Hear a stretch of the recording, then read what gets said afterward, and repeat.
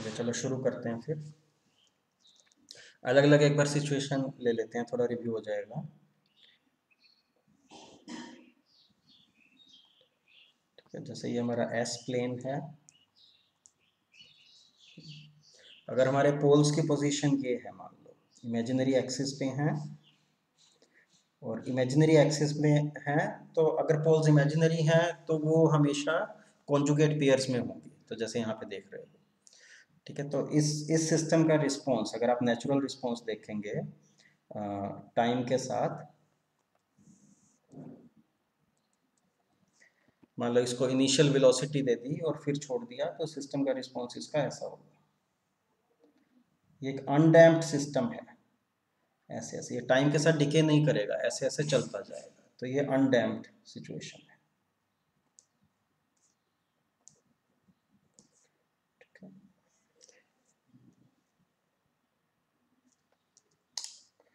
तो और सिचुएशन लेते हैं।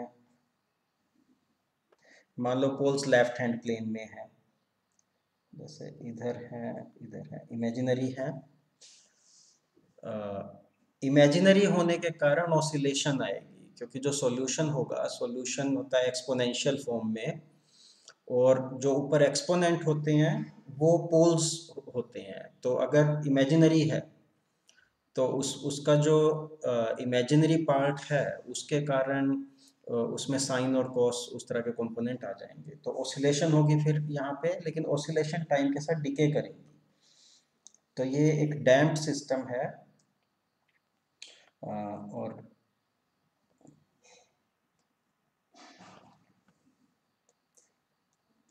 इसको इनिशियल वेलोसिटी देके अगर छोड़ दिया तो ऐसा आएगा, ऑसिलेशन होंगी लेकिन ऑसिलेशन टाइम के साथ डिके करेगी, टाइम के साथ डिके कर रही है, नेचुरल रिस्पॉन्स है, करके छोड़ दिया और फाइनली फिर जीरो हो जाएगी।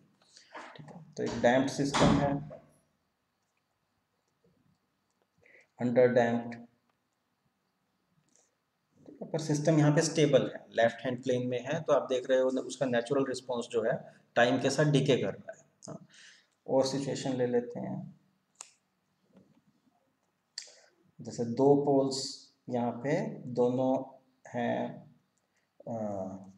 रियल एक्सिस पे हैं पर लेफ्ट हैंड प्लेन में है, तो यहाँ पे कोई ऑसिलेशंस नहीं होगी, क्योंकि इमेजिनरी नहीं है। इमेजिनरी होगा तो ऑसिलेशन होगी, कोई ऑसिलेशन नहीं होगी। और अब इसका जो रिस्पॉन्स होगा, कुछ इनिशियल वेलोसिटी देके छोड़ दिया तो ऐसे जाएगा सिस्टम। इनिशियल वेलोसिटी दी थी तो पहले तो कुछ डिस्टर्बेंस दिया जाएगा और फिर वो वजह से कोई ऑसिलेशन नहीं होगी, इस तरह से आ जाएगा। तो सिस्टम स्टेबल है अभी भी। ये सिस्टम है ओवर डैम्प्ड।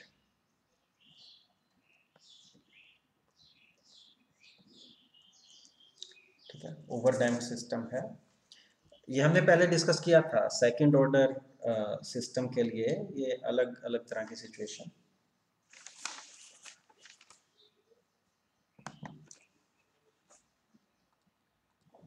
अच्छा, और सिनेरियो ले लेते हैं। हमारे पोल्स हैं, रिपीटेड पोल्स हैं, तो मैं यहाँ पे 2x बना देता हूँ, रिपीटेड पोल्स हैं। तो रिपीटेड पोल आप देखना कब आते हैं, ये आते हैं क्रिटिकली डैम्प्ड में, जीटा की वैल्यू जब 1 हो जाती है। ठीक है, और आप अब रिस्पॉन्स देखोगे इसका, नेचुरल रिस्पॉन्स, कुछ डिस्प्लेसमेंट, कुछ sorry initial velocity they the system को तो ऐसे जाएगा, और फिर वो मिनिमम टाइम में वो वापस जीरो पे आके इस तरह से हो जाएगा। तो अगेन सिस्टम स्टेबल है।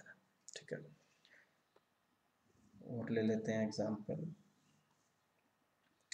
मान लो राइट हैंड प्लेन में है। ठीक है, सिस्टम अब अनस्टेबल होगा, ऑसिलेशन होगी, क्योंकि हमारे जो हैं इमेजिनरी हैं रूट्स, तो ऑसिलेशन होगी। और राइट हैंड प्लेन में है, उस कारण ऑसिलेशन ग्रो करेगी विद टाइम। तो अगर इसको हमने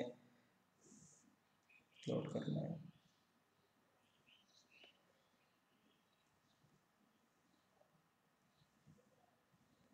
तो इसका रिस्पॉन्स इस तरह से आएगा। ठीक है, ऑसिलेशन हो रही है और सिस्टम अनस्टेबल है। और ले लेते हैं, मान लो पोल्स हैं, रियल एक्सिस पे हैं, इस तरह से है, ठीक है। तो अब कोई ऑसिलेशन नहीं होगी और रिस्पॉन्स जो है एक्सपोनेंशियली ग्रो करेगा। तो इस तरह से हो जाएगा, ऐसे जाएगा, इस तरह का रिस्पॉन्स होगा। तो अगेन सिस्टम अनस्टेबल है। तो सेकंड ऑर्डर के लिए यहाँ पे थोड़े से मैंने आपको एग्जांपल दिए। सेकंड ऑर्डर सिस्टम है तो उसके पोल्स निकालने बहुत आसान होते हैं क्योंकि क्वाड्रेटिक इक्वेशन है, ठीक है। अब क्वेश्चन ये उठता है कि इन जनरल हमें कोई पॉलिनोमियल दिया है nth ऑर्डर का, तो मैं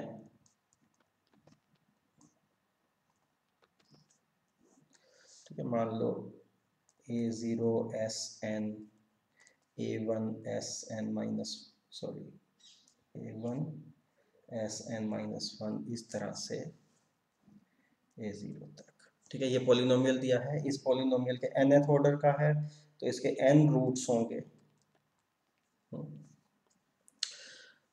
और अब रूट निकालना बहुत मुश्किल है, आसान नहीं है, लेकिन हम रूट निकालने में अभी उतना इंटरेस्टेड नहीं है। हम सिर्फ ये जानना चाहते हैं कि इसके जो रूट्स हैं वो राइट हैंड प्लेन में है, लेफ्ट हैंड प्लेन में है, उनकी लोकेशन कहाँ पे है। क्योंकि अगर लेफ्ट हैंड प्लेन में है तो स्टेबल होगा, और राइट हैंड में आ गया तो अनस्टेबल होगा, ठीक है। तो उसके लिए अब आ, हम यूज करते हैं जिसको बोलते हैं राउथ क्राइटेरियन।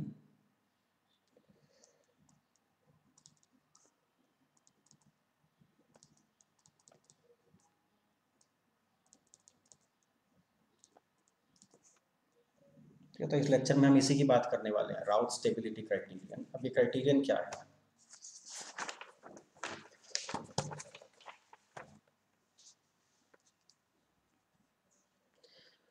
देखो, मैं यहाँ पे पूरा लिख देता हूँ statement. Consider a system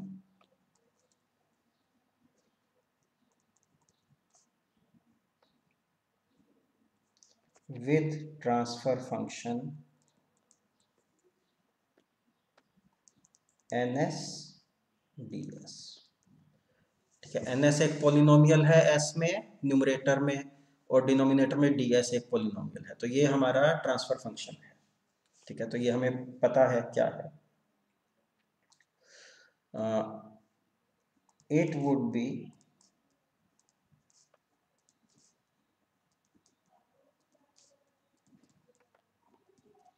Vivo stable, Vivo stability की बात हमने पहले की थी।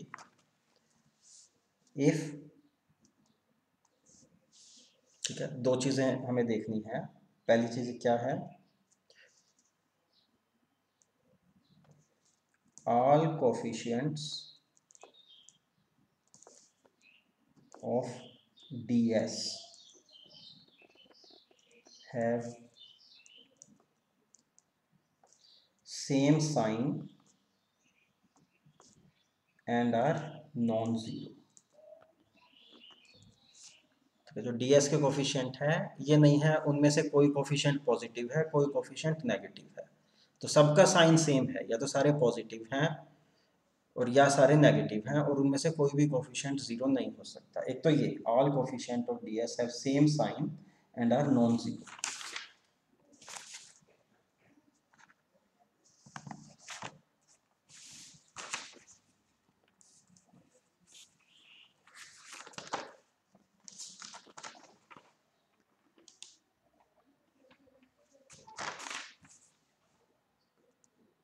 और जो दूसरी चीज है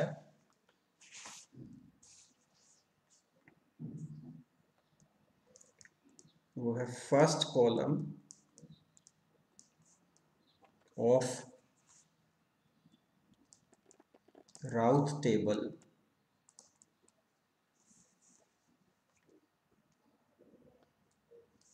based on ds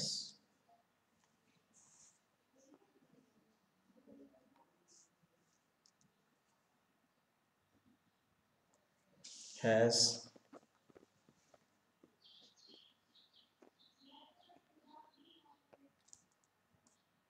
same sign। तो राउथ टेबल हम डिस्कस करेंगे कैसे बनाते हैं, ठीक है। लेकिन राउथ टेबल का जो फर्स्ट कॉलम है, उस कॉलम में जो भी वैल्यूज हैं उनका साइन सेम होना चाहिए, सारी पॉजिटिव हैं या सारी नेगेटिव, ठीक है। तो अगर ये हो रहा है तो दो बातें लिखी हैं हमारे पास। एक पोलिनोमियल, एक ट्रांसफर फंक्शन है ns ओवर ds। न्यूमरेटर को भूल जाओ, हमने उसका डिनोमिनेटर देखना है, ठीक है।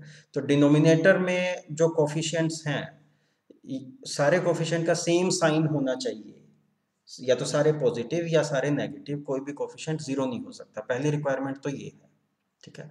और दूसरी रिक्वायरमेंट ये कि first column of Routh table, जो हम देखेंगे कैसा बनाना है ds को यूज करके, जो राउथ टेबल बनाएंगे, उसका जो फर्स्ट कॉलम है उस कॉलम में सारी वैल्यूज का साइन सेम है, सारे पॉजिटिव है या सारे नेगेटिव है। अगर ऐसा हो रहा है तो इसका मतलब जो है सिस्टम हमारा बीबो स्टेबल है, ठीक है। ये राउथ स्टेबिलिटी क्राइटेरियन है। हाँ। और साथ में एक और यहाँ पे पॉइंट लिखता हूँ, फिर इसको हम इलस्ट्रेट करेंगे कि number of sign changes in first column of Routh table is equal to number of poles in right hand plane, ठीक है। साथ में एक चीज है, number of sign changes in first column of Routh table is equal to number of poles in right hand plane, ठीक है। अब इसको हम देखते हैं कि इसकी इलस्ट्रेशन, जैसे हमारे पास कोई ट्रांसफर फंक्शन है और उसका जो डिनोमिनेटर है, फॉर एग्जांपल, ठीक है, मैंने ऐसे लिख दिया, मान लो 5s³ प्लस 4s प्लस 2, ये लिख दिया, ठीक है। तो यहाँ पे अब कोफिशिएंट्स क्या हैं, देखो कोफिशिएंट्स हैं हमारे, s³ का कोफिशिएंट 5 है, ठीक है। s³ के बाद नेक्स्ट टर्म क्या आएगी, s²। इसमें है नहीं, तो इसका मतलब यहाँ पे 0s² है, ठीक है। तो s² का कोफिशिएंट क्या हो गया, 0। s का कोफिशिएंट 4 और उसका कांस्टेंट टर्म आ गया उसका कोफिशिएंट 2, ठीक है। तो फर्स्ट रिक्वायरमेंट क्या है कि सारे के सारे कोफिशिएंट का सेम साइन होना चाहिए और जीरो नहीं होना चाहिए। लेकिन यहाँ पे क्या हो रहा है कि एक कोफिशिएंट 0 है, इसका मतलब ये जो है हमें आगे देखने की जरूरत ही नहीं है, ये बीबो स्टेबल नहीं होगा, ठीक है। सिर्फ इतना देख के हमें पता लग गया, हमें ये जो क्राइटेरिया बी था ये हमें ट्राई करने की जरूरत ही नहीं पड़ी। हाँ। और मान लो हमने ऐसे लिखा है कि कोई 5s⁻³ minus 4s² plus 2s plus 1, ये है। अब यहाँ पे कोफिशिएंट क्या है, 5, फिर s² का -4, फिर 2, फिर 1। तो इसमें कुछ कोफिशिएंट पॉजिटिव हैं, कुछ नेगेटिव है, सबका साइन सेम नहीं है, इसका मतलब नॉट बीबो स्टेबल, ठीक है। कोई मान लो हमारा है s³ plus 2s² plus 3s, ये है। अब हमारे कोफिशिएंट्स क्या हैं, s³ का 1, उसके बाद s² का 2, s का 3, और फिर एक कांस्टेंट टर्म भी होती है, और कांस्टेंट टर्म का कोफिशिएंट क्या है, यहाँ पे कांस्टेंट टर्म है ही नहीं, यहाँ पे मतलब 0 है। तो ये भी नॉट बीबो स्टेबल, ठीक है। तो सिर्फ फर्स्ट रिक्वायरमेंट देख के हमें ये पता लग गया कि ये सिस्टम स्टेबल नहीं है। अब फर्स्ट के साथ साथ अब देखते हैं कि ये सेकंड कैसे करनी है, राउथ टेबल कैसे बनानी है। तो राउथ टेबल बनाने के लिए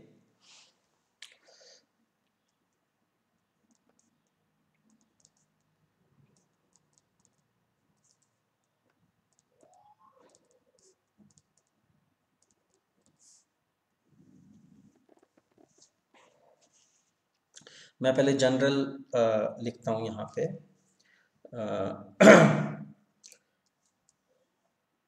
जैसे हमने हमारे डिनोमिनेटर में ट्रांसफर फंक्शन के है A0 Sn, A1 Sn minus 1, ऐसे आगे आगे चलता जाएगा अप टू An, ये है। ठीक है, अब इसको यूज करके हमें राउथ टेबल बनानी है। तो राउथ टेबल बनाने के लिए पहले यहाँ पे ये लिख लो s to the power n, s n minus 1, s n minus 2, इस तरह से सारे अप टू नीचे चलता जाएगा s to the power 2, s to the 1, s to the power 0। ठीक है,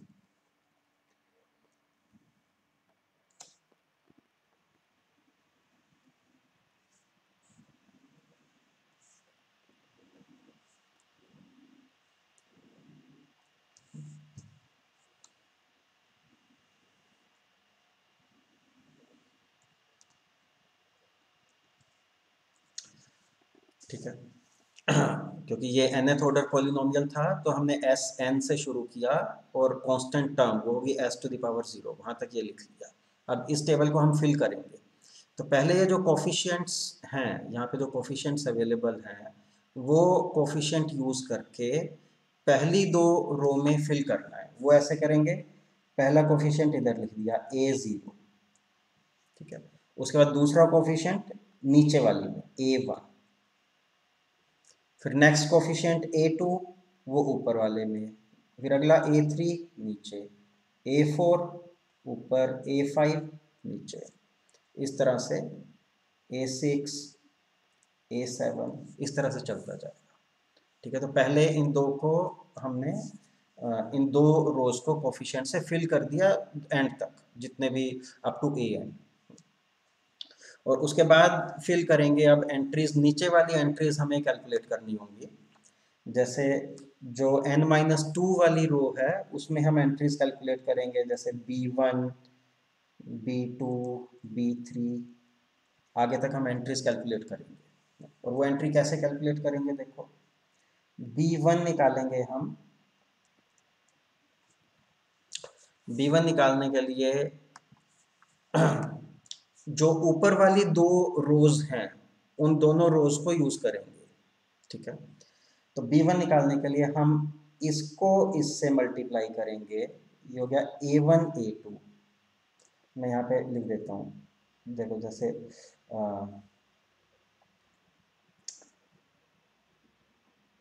आगे एक माइनस साइन लगा दिया मैंने, और A0 A2 A1 A3 divided by A1। ठीक है, ये होगी B1 की वैल्यू। कैसे, देखो B1 को निकालना है तो A1 A2, A1 को A2 से मल्टीप्लाई करेंगे, फिर minus A0 A3 divided by A1। ये वही है, नेगेटिव साइन यहाँ लगा दिया है तो हो जाएगा, देखो A0 A3 minus A1 A2 या A1 A2 minus A0 A3 over A1। तो ये है, देखो A1 A2 minus A0 A3 over A1। B1 की वैल्यू ऐसे कैलकुलेट करेंगे, इनका प्रोडक्ट और इनका प्रोडक्ट, देखो इन दोनों का प्रोडक्ट माइनस इन दोनों का प्रोडक्ट डिवाइडेड बाय दिस, ये B1 होगा। ठीक है, अब B2, B2 के लिए क्या करेंगे, अब ये A0 A1 इनको तो यूज करना ही है। ठीक है, अब B2 निकालने के लिए A2 A3 नहीं A4 A5 को यूज करेंगे। तो यहाँ पे लिखते हैं B2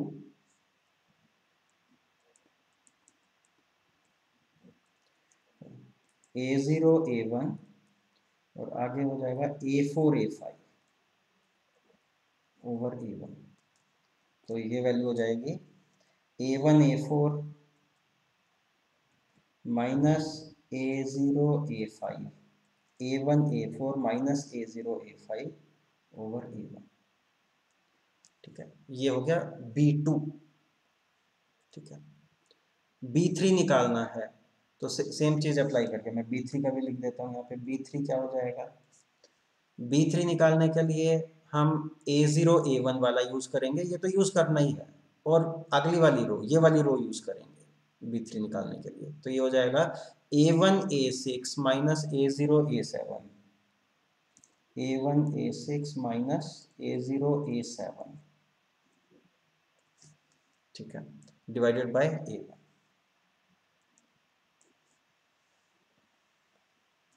तो इस तरह से चलते जाएंगे, ठीक है, B1 B2 B3 ऐसे निकाल लेंगे आगे सारी एंट्रीज इसकी। अब उसके बाद अगली जो रो है इसमें हमें निकालना है C1 C2 C3, ये निकालनी है। C1 C2 C3 निकालने के लिए जो इसके ऊपर वाली दो रोज हैं ये, इन दोनों को यूज करेंगे, ठीक है, सेम फार्मूला लगेगा, लेकिन अब हम इसके ऊपर वाली दोनों यूज करेंगे। तो C1 क्या होगा, B1 A3 minus A1 B2 over B1, ठीक है। C2 क्या होगा, B1 A5 minus A1 B3 over B1, ये C2 होगा। तो इस तरह से ये हम आगे आगे तक एंट्रीज हमें कैलकुलेट करनी है इस रो तक, तो इसको बोलते हैं राउथ टेबल। और ऐसा करने के बाद राउथ टेबल का जो फर्स्ट कॉलम है, जो ये है यहाँ पे, ये है हमारा उसका फर्स्ट कॉलम। तो हमें फर्स्ट कॉलम पे ध्यान देना है ऐसा करने के बाद। और क्राइटेरिया देखो क्या है, टेबल बनाने के बाद first column of Routh table based on DS has same sign, ठीक है। तो सारी की सारी एंट्रीज देखो, सारी की सारी एंट्रीज या तो पॉजिटिव हो या सारी की सारी एंट्रीज नेगेटिव हो, ठीक है, तो वो स्टेबल है। और अगर साइन चेंज हो रहा है तो number of sign changes is equal to number of poles in right hand plane. तो अब कुछ एग्जांपल लेके इसको देखते हैं।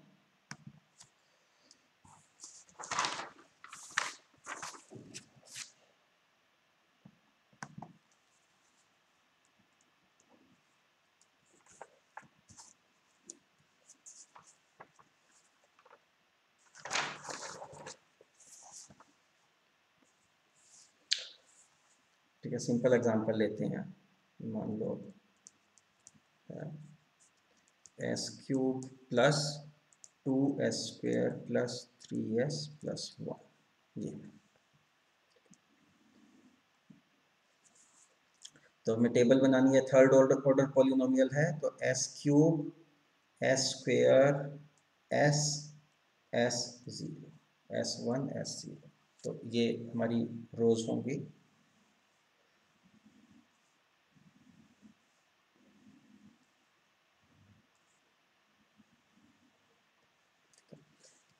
अब इसमें हम एंट्री फिल कर लेंगे। हमें जो दिया है इसके कोफिशिएंट्स, पहला कोफिशिएंट 1 है, फिर s² का 2 है, फिर s का 3, फिर 1, तो 1 नीचे 2। थोड़ा कोफिशिएंट को दूर दूर लिखना चाहिए अगली रो के, क्योंकि यहाँ पे हमें और कैलकुलेशन करनी पड़ सकती है, तो मैं थोड़ा डिस्टेंस देके लिख रहा हूँ यहाँ पे 3 1, ठीक है, ये हमें दिए हुए थे। तो अब यहाँ पे हम पहली नीचे यहाँ पे जो एंट्री हमारी आएगी वो क्या आएगी, इसको इससे मल्टीप्लाई करेंगे, 6 में से 1 गया 5, 5 को 2 से डिवाइड किया 5/2, ठीक है, 5/2 एंट्री आ गई। यहाँ पे जो एंट्री आएगी, यहाँ पे एंट्री के लिए ये 1 और 2 लेने हैं हमें, और यहाँ पे क्या है, यहाँ पे कोई वैल्यू नहीं है, इन वैल्यूज को 0 0 मान लें, ठीक है, 0 0, अगर कुछ नहीं है तो 0, तो 0 0 और ये तो 0 ही हो जाएगी। अगर हमने इसको फिल करना भी है तो 0 आ जाएगा या छोड़ दिया, और उसके बाद आगे कोई एंट्रीज होंगी, तो सिर्फ ये एंट्री आई। अब ये टेबल बनाते हुए तो हमारी ये वाली रो हमारी कंप्लीट हो गई है, आगे कुछ नहीं आएगा इसमें। यहाँ पे आपने लिखना है 0 लिख दो, ठीक है। अब एक हम ऐसा कर सकते हैं कि किसी भी रो को हम कांस्टेंट से मल्टीप्लाई कर सकते हैं, तो उससे जो है आइडिया चेंज नहीं होता। तो एनी रो, मैं यहाँ पे नीचे पॉइंटर ले देता हूँ, any row in table can be multiplied multiply कर सकते हैं तो डिवाइड भी कर सकते हैं बाय ए कांस्टेंट। ठीक है, ये अलाउड है। तो देखो हमें अब चीज़ें इजी करनी है। यहाँ 5/2 आ रहा है। इस पूरी रो को मैं अगर 2 से मल्टीप्लाई कर दूँ तो इसकी अब इसमें इसको काट दिया, फर्स्ट एंट्री मेरी 5 हो गई है। 2 से मल्टीप्लाई कर दिया, 0 को 2 से मल्टीप्लाई करेंगे वो 0 ही रहेगा। ठीक है, तो यहाँ पे थोड़ा गैप छोड़ा था कि इन एंट्रीज को थोड़ा मॉडिफाई करना पड़ जाए, ये कर दिया।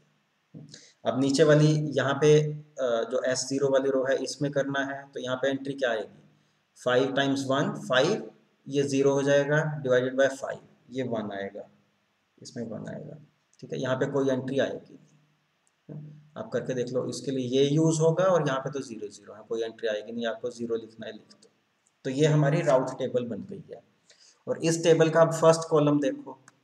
फर्स्ट कॉलम में क्या है एंट्रीज, 1 2 5 1, सारी की सारी एंट्रीज का सेम साइन है। हमने ये देखा यहाँ पे, column 1 entries have same sign. ठीक है, तो हमारी दोनों रिक्वायरमेंट फुलफिल हो गई। हमने पॉलिनोमियल को देखा, पॉलिनोमियल के जो कोफिशिएंट्स हैं उनका सेम साइन है। देखो, इसका कोफिशिएंट 1 है, इसका 2, इसका 3, इसका 1, कोई भी कोफिशिएंट 0 नहीं है। ये फर्स्ट रिक्वायरमेंट थी। और दूसरी रिक्वायरमेंट थी इसका फर्स्ट कॉलम देखना। तो सारी एंट्रीज का सेम साइन है। तो इसका मतलब क्या हुआ, इसका मतलब there is no pole in right hand plane or on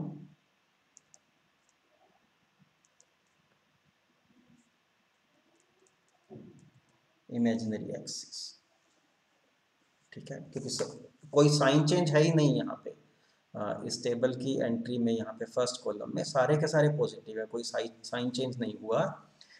जितने साइन चेंज होते हैं उतने पोल्स राइट हैंड प्लेन में होंगे। तो इसमें there is no pole in right hand plane और on imaginary axis, implies stable है सिस्टम। ठीक है, अच्छा और एग्जांपल लेके देखते हैं।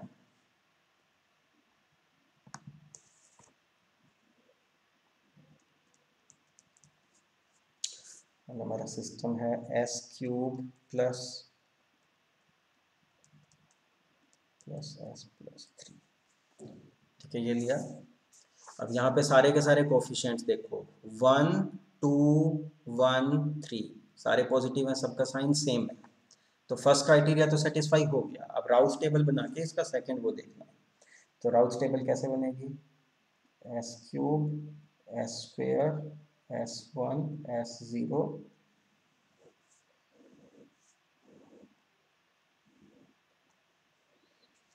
और यहाँ पे फिल करेंगे। S³ का कोफिशिएंट 1 है, अगला कोफिशिएंट 2, उसको नीचे रखेंगे, अगला 1 वो ऊपर जाएगा, और उसके बाद 3 वो नीचे आएगा। ठीक है, फिल कर दिया। अब बाकी वैल्यूज कैलकुलेट करेंगे इसमें। यहाँ वाली वैल्यू कैलकुलेट करेंगे, वो कैसे आएगी, ये 2 - 3, ये होगा -1 डिवाइडेड बाई 2, ये आ जाएगी -1/2, -1/2। ठीक है, अगली वैल्यू यहाँ पे आप कैलकुलेट करोगे 0 आएगी, उसको छोड़ दिया या लिखना है तो 0 लिख दिया। ठीक है जी। तो अब इस रो को देखो, मैं -1/2 आ रहा है, मैं मुझे थोड़ा सिंप्लीफाई करना है, 2 हटा देता हूँ, इसको 2 से मल्टीप्लाई कर देता हूँ। तो इसकी जगह, इस एंट्री की जगह इसको 2 से मल्टीप्लाई करके मैंने यहाँ पे लिख दिया -1। फर्स्ट एंट्री -1 हो गई। नेगेटिव नंबर से मल्टीप्लाई नहीं करना, पॉजिटिव कांस्टेंट से मल्टीप्लाई कर सकते हो, पॉजिटिव कांस्टेंट से, नेगेटिव से नहीं करना। मैंने 2 से मल्टीप्लाई किया, ये आ गया। ठीक है, अब आगे वाली रो में S0 वाली में यहाँ पे कैलकुलेट करेंगे, ये वैल्यू कितनी आएगी, -3, और ये 0, -3 डिवाइडेड बाय -1, तो 3 आ गई। ठीक है, तो अब हमारी टेबल कंप्लीट हो गई। और टेबल का फर्स्ट कॉलम देखें हम। फर्स्ट कॉलम में हमें ये देखना है साइन चेंजेस हैं कि नहीं है। तो ये पॉजिटिव है, यहाँ पे पॉजिटिव से हमने शुरू किया, ये भी पॉजिटिव है, पॉजिटिव पॉजिटिव। अब नेगेटिव हो गया तो एक साइन चेंज हो गया, पॉजिटिव से नेगेटिव एक साइन चेंज। अब यहाँ पे नेगेटिव था, नेगेटिव से पॉजिटिव एक और साइन चेंज हो गया, तो दो बार साइन चेंज हुआ। ऊपर से आपने नीचे जाएंगे तो देख रहे हैं कि दो बार साइन चेंज हुआ यहाँ पे। तो यहाँ पे हमारे हुए 2 साइन चेंजेस। ठीक है, तो इसका मतलब क्या हुआ? इसका मतलब हुआ 2 poles in right hand plane. तो ये जो सिस्टम था हमारा, इसके 2 पोल राइट हैंड प्लेन में है, तो इसका मतलब सिस्टम स्टेबल नहीं है। तो एक जो बच गया है वो पोल वो लेफ्ट हैंड प्लेन में होगा, 1 पोल इन लेफ्ट हैंड प्लेन। अब राइट हैंड प्लेन में आ गया है पोल, तो नॉट स्टेबल।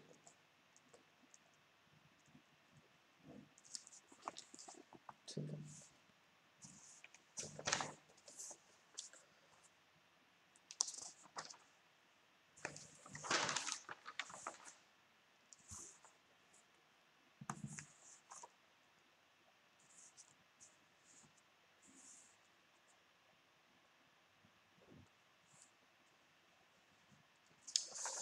अच्छा अब एक साइड पॉइंट है हमने जो डिस्कस किया है उसके बारे में। अगर मान लो n इक्वल्स 1 है, n इक्वल्स 1 का मतलब कि जो हमारा पोलिनोमियल है वो है जैसे first order a0s plus a1, या n इक्वल्स 2 है, n इक्वल्स 2 का मतलब हो जाएगा a0s square plus a1s plus a2। ठीक है, n इक्वल्स 1 या n इक्वल्स 2 है, तो इन केस में अगर जो क्राइटेरिया पहले लिखा था, दो हमने पॉइंट लिखे थे ए और बी करके, अगर ए सेटिस्फाई हो गया है इन केस में, ठीक है, तो B will be automatically satisfied, हमें चेक करने की जरूरत नहीं है।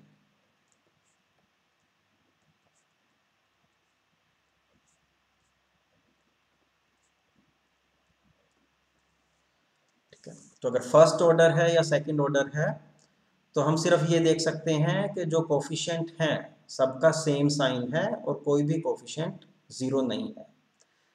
तो ये क्राइटेरिया ए सेटिस्फाई हो गया, बी अपने आप सेटिस्फाई हो जाएगा। और अगर n ग्रेटर देन 2 है, ठीक है, तो हमें दोनों चेक करने होंगे, check both A and B. उसका मतलब ये राउथ टेबल बना के हमें देखना होगा। ठीक है, तो हमने राउथ टेबल के बारे में, ये स्टेबिलिटी के बारे में एक बेसिक बात किया। अब कुछ स्पेशल केसेस इसके होते हैं, वो इस वीडियो को मैं छोटा रखना चाहता हूँ, तो इसके बाद एक और वीडियो रिकॉर्ड करते हैं, उसमें इसके कुछ स्पेशल केसेस देखेंगे।